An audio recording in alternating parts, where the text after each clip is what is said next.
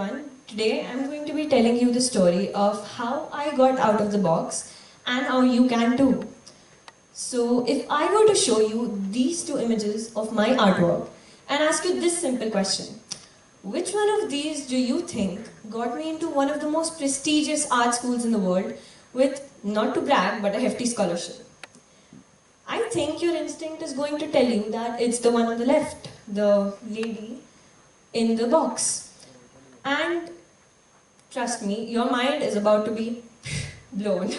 Because it was indeed artworks like the one on the right and more artworks like these that got me that acceptance.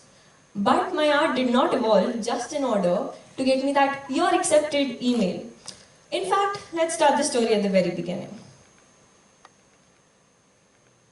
I started making art at a very young age. Like most of us do, as children, we all draw and paint. I continued throughout elementary school and soon realized that I could make carbon copies of image references. I continued doing this for years and basked in the praise of my mentors when I created photorealistic, detailed paintings like these. But fast forward to 10th grade. The elation that I felt at the end of completing a piece started being poisoned with dissatisfaction. In fact, around this time, I started to feel an urge to create, to truly create in the very essence of that word and bring something new into existence. Something that only I could have made. These paintings could have been made by anyone. I wanted to convey my emotions in the most rawest form.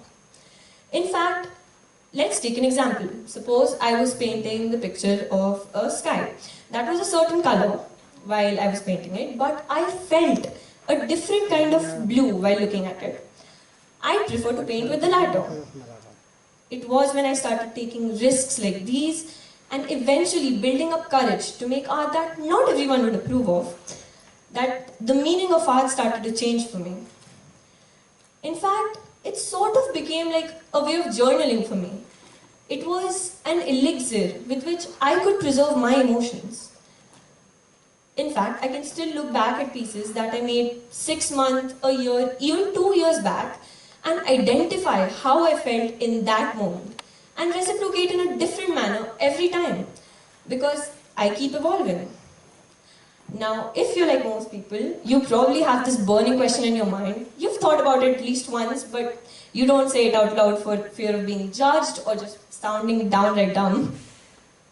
Why is it that the art of some of the most renowned and greatest artists in the world, like Picasso, looks like it could have been made by 3-year-olds, right? Well, I have a theory. I think it all links back to creativity. In fact, as kids, we are born with a head saturated with imagination, right? We make imaginary friends, we make them interact with us like animators, we use our building blocks to make buildings, even though they're questionable looking like architects, and we make Picasso-esque artworks that often end up in the trash. But children have a lot of creativity. So what happens is, as we grow up, we are taught the norms and convention becomes the way of life. In fact, according to me, the only thing that's stopping these children from becoming the next Picasso or the next Van Gogh, other than a will to live of course, is the fact that their creativity is untamed and non-directional and that they're not taken seriously. Now, when we transition from being a kids to, from elementary to middle school or somewhere in between, when we're taught the norms, when we're taught that what is right, what's practical, during this transition, that is when we are pushed into the box. And my problem is that nobody sees a problem with this. See, creativity is still seen as something that's unimportant or a skill just required in the artistic or designing professions or, even worse, just a hobby. Hear me out. Creativity is so much more than that. It is a tool which can help us expand all boundaries, all limitations that have been set on any project, any task, and make it truly ours.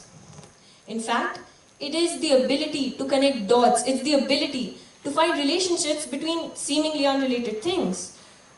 It's a way we stand out. In fact, creativity is the reason why some advertisements just stay in our mind, why some products fascinate us more, and why some ideas just sound better than the others.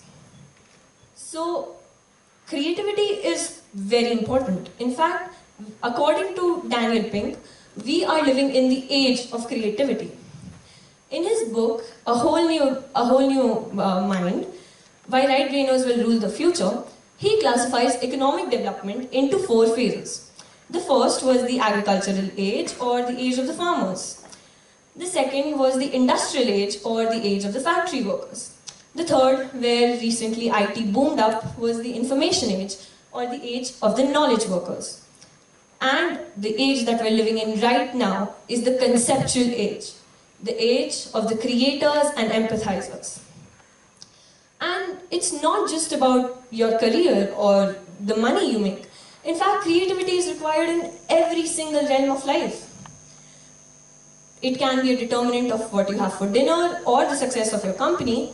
In fact, even finding creative enough excuses to get out of attending the school assembly requires creativity. And I know that got your attention, so now that we have realized that it's really important to have creativity, and we are stuck in the box, it's imperative to get out. Here's the good news. Creativity can be learned. Or rather, I should say, it can be unlearned. So here are my tips, based on my experience, that can help you get out of the box. So the first is to write down all your ideas. Now, you must be thinking, how can I write down ideas if I don't have any? Well, before you say that, please think back to the time when you thought of a funny jingle for an advertisement, or maybe just a meme, a joke, maybe a name for your non-existent pet, just a different outfit to pair with a new pair of jeans that you bought. All of these are ideas. You see, we all have ideas.